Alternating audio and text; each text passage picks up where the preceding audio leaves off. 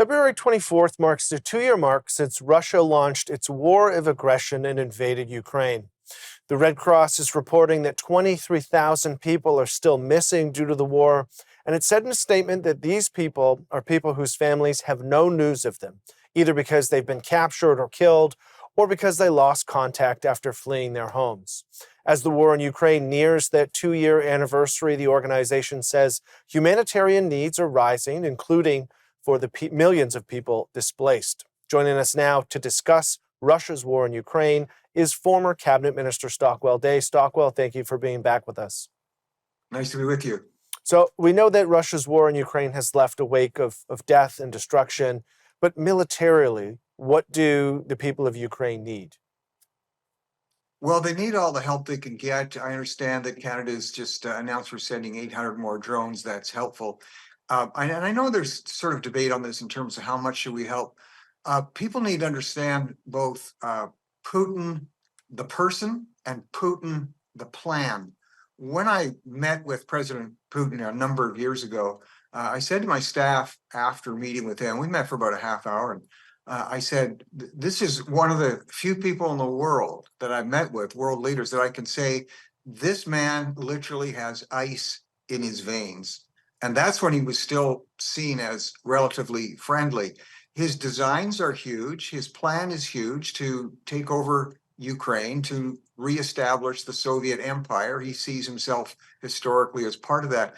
And also look who he's reaching out to and making friends with. He just had the leadership of Hamas visiting with him. He, of course, has strong ties with China. People kind of laughed when over the weekend, when he donated a car, a fancy car, to the leader of North Korea, but that's in direct violation of sanctions that the UN Security Council has put out relative to North Korea. He definitely is determined, and it's only going to be strong pushback from all countries, especially NATO, that's going to stop him. If he is successful in Ukraine, there's just no limit to the other countries in the Balkans and Northern Europe that he's going to move on. You mentioned the drone announcement. Canada has made a series of announcements in terms of aid, but specifically military aid. But at the same time, we're a relatively small country when it comes to our military power. Can or should Canada do more in terms of military aid, and what can we do? Well, keep in mind, yes, in terms of comparisons to what we're donating, and Canada's donation to NATO, which is something that's required of all NATO countries, is frightfully low. And Putin and others, they monitor carefully. They actually see this as a bit of a sign of not just weakness, but lack of commitment. So we're small defense-wise in terms of what we're giving. People may not be aware that Canada, especially Edmonton and Alberta, that's the largest concentration of Ukrainian ethnic citizens anywhere in the world outside Ukraine. So the heart feeling is very strong there. But Putin right now, and in linkage with China, they're monitoring very closely what the strength of the will of the West, of Western countries to resist. They've been monitoring that since the bailout out of Afghanistan, that was done in such a disastrous way. And they've just held major exercises off the Philippine Ocean, which is a trade route through and a military route through to give help to other countries. So they're watching very closely. And Putin will act as he always has. If he senses weakness, he moves on it decisively. Look over the weekend where they just took over again. They've conquered a town of Advitka, which is a very key place.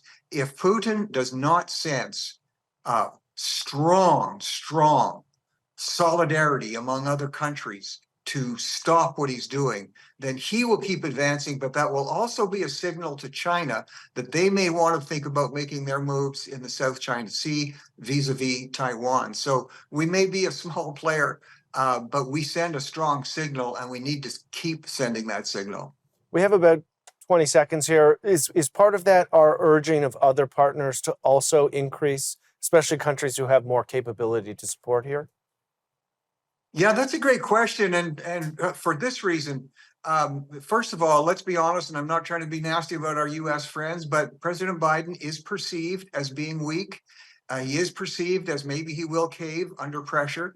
And ironically, former President Trump, who is seen to be strong on this, he has sent a signal, rightly or wrongly, and he needs to correct it, that nations that don't step up and commit to NATO the way they should be left on their own.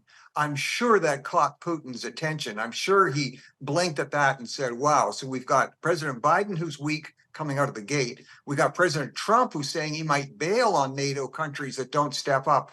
These are not good signals to be sending. I would urge both of those individuals and their reflective teams to strengthen their message. Thank you very much for your time today. Thank you.